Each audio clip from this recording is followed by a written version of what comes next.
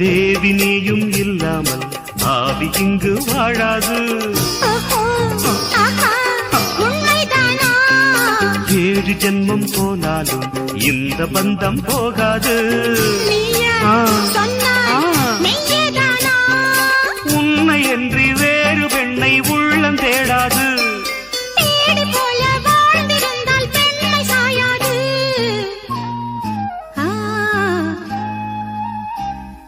பூவே உன்னை நேசித்தேன், பூக்கள் கொண்டு பூசித்தேன். உண்மை சொல்ல யோசித்தாய், கோழை போல யாசித்தாய்.